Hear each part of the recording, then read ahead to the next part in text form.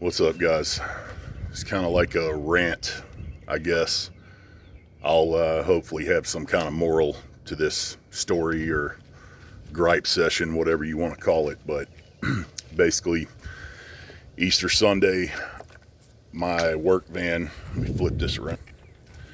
Okay, took my family to my aunt's house in another town. My van was parked in the street in front of her house. Someone was visiting the neighbors like across the street. They backed out, crushed my door in. Whole door has to be replaced, by the way. So the guy came and knocked on my aunt's door, came and got me, did the right thing. You know, I wasn't freaking out about it because he did the right thing, and I know accidents happen and everything, but so he came and got me, saw the dent. I took a picture of his insurance card, his driver's license, got his phone number, all that stuff. This happened on April 17th, and his insurance card said valid from April 17th to October 17th of this year. So I was like, okay, no problem, guy's got insurance. Things happen. Gave him the benefit of the doubt. He didn't take off. He could have, but my dash cam would have caught him, just so you know. Anyway. So that was Sunday night, like I said, Easter Sunday, April 17th. About 10 p.m. is when he hit me, or hit my car. So I get up next morning, 8, 9 o'clock. I'm on the phone with his insurance company, which was Progressive, if that matters. I file a claim. They gave me a claim number, and they said an insurance adjuster will be contacting you within 1 to 3 days. So, okay, whatever. I'm waiting around. No one ever contacted me. Wait about a week. Made a couple phone calls. They're like, yeah, he's must be busy or whatever. I'm like, yeah, I'm busy too. He's making his problem my problem, but whatever. Long story short, 10 days goes by. No phone calls, no emails, no nothing. So I called the 800 number, and basically I was like, this is crazy. This is stupid. I want to talk to the insurance adjuster's boss. Jump through hoops, get a hold of their boss. She was actually a pretty nice lady, very professional, understanding about the situation. And I said, ma'am, what I want to know is, number one, when is my van going to get fixed? Number two, why hasn't anyone called me about this yet? What's taking so long? So basically, she told me that there was a discrepancy on whether he had coverage or not at the actual time that he hit me. And I was like, okay, I understand that, but in the age of computers and, you know, interwebs and all that, why does it take you 10 days to look that up? Can't you look in your computer and see if the guy paid his bill or not? Like, I don't get that. So she got on it immediately, called me back in about 30 minutes and said that the guy made a late payment on his insurance. So his insurance lapsed the day that he hit me, and it wasn't reactive, if that's the correct term, until 12:01 a.m. on Monday, the following day, which was 2 hours after he hit me. So claim got denied. So, okay. I called my insurance company and I asked them, hey, what are my options? They said, well, you can let him make payments to you, which may or may not work out, or he can just pay you up front out of pocket, or you can hire a lawyer to go after him, or you can file a claim on your uninsured motorist coverage, which I have through State Farm. I always have my insurance completely maxed out. I want the best coverage on everything that I can get as far as my vehicles go. So that's very important to me, not just for my protection, but for someone else's as well in the case of an accident. So as soon as my claim got denied, I called the driver that hit me or hit my car, and he said, I told him straight up, man to man, just me and you talking, are you going to pay for my door, or are you going to stiff me on this? Don't BS me, dude. You going to pay for it or not? And he said, I will absolutely pay for it, but I can't pay for it all up front. The estimate was for about 2,500 bucks, and he said he wanted to make payments to me. So, you know, at first I was not that upset about that, and I said, okay, give me a few days, I'll figure out what I'm going to do. And then I started thinking about it. Okay. About an hour or so after I got off the phone, I was like, you know what? This guy's driving a $35,000 loaded used SUV, but loaded way nicer than any vehicle I own. So, oh, and he also told me he might be a little hard to get a hold of in the next week because he's going on vacation. Okay. I start thinking about that, and the whole expensive vehicle thing got me, and he can afford a vacation, but he's going to destroy my property and I got to wait on my money. No, sir. I don't do that. You know, basically the way I think about things like that is that if I owe you money and I don't have it in cash to give you straight away, I will sell everything in my house to get you your freaking money. Okay, I would literally sell my kids' bedroom furniture if I owed you money. I'm not going to screw somebody over. It ain't going to happen. Okay, I'll pay you before I pay my mortgage. And obviously he doesn't think that way. It's pretty much just a general lack of personal responsibility.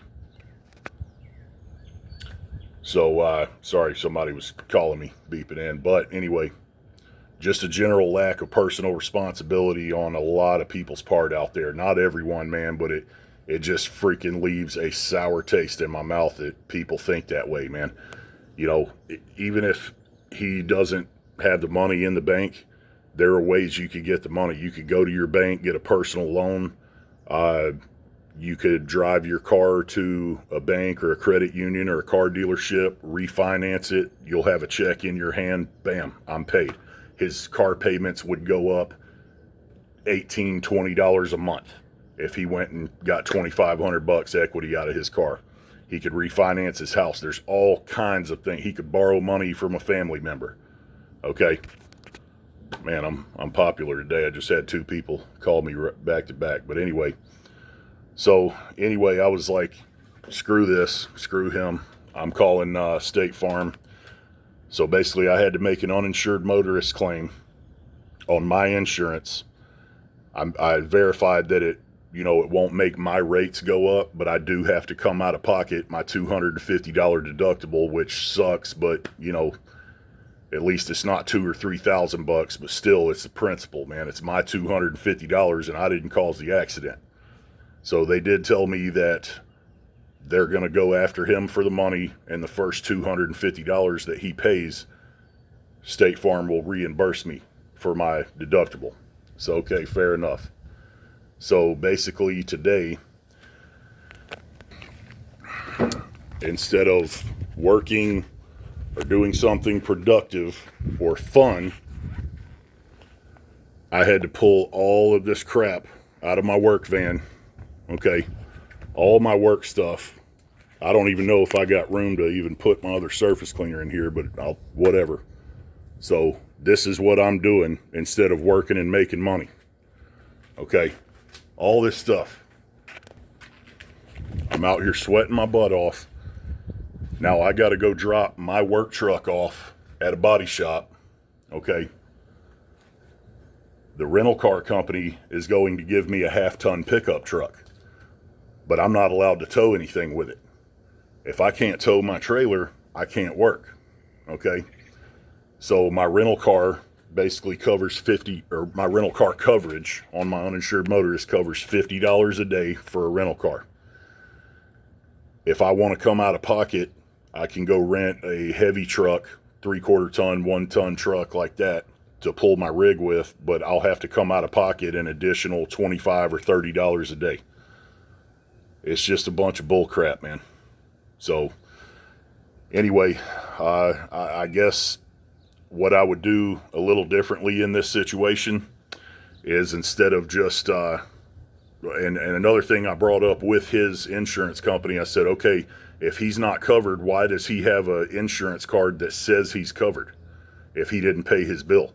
And she goes, basically, and my insurance agent told me this also, just because someone has an insurance card does not mean they have insurance coverage.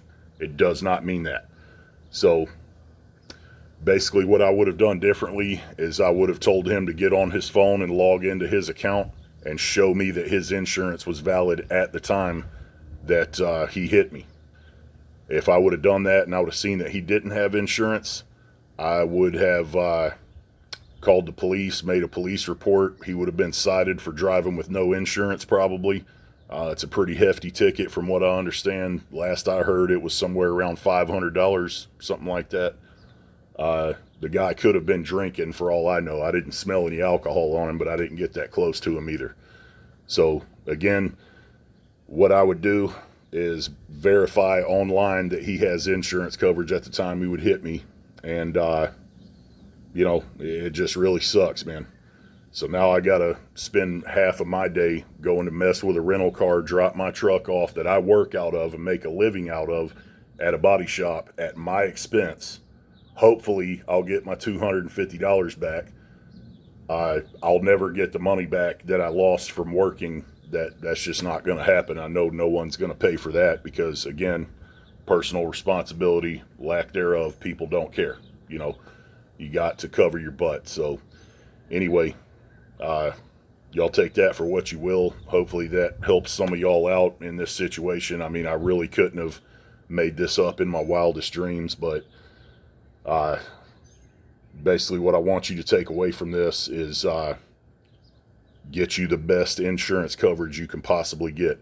Underinsured motorist, uninsured motorist, and make sure that you have rental car coverage on your policy, because not everyone has that on theirs. You know, people will get the card in the mail, not pay their bill, just like this guy did. If he would have told me he made a late payment, it might have been a different story. I might have taken this a little further, but he didn't mention that at all, and he knew darn well that he made a late payment. So I'm pretty aggravated, man. I'm out here sweating my freaking butt off, getting all this stuff out of my van. Could I leave it all in there and drop it off at a body shop? Sure, I could do that. But if this thing's sitting in their parking lot and they're closed and someone breaks into my van and steals $5,000 worth of equipment out of here, they're not paying for that.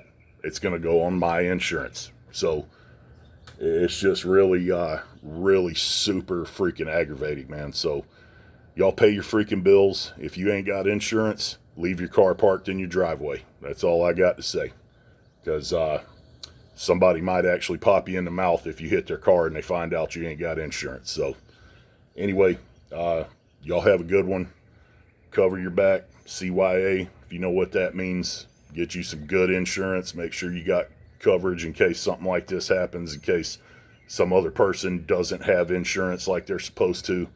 So y'all have a good one, and I'll catch y'all on the next one. Thanks a lot.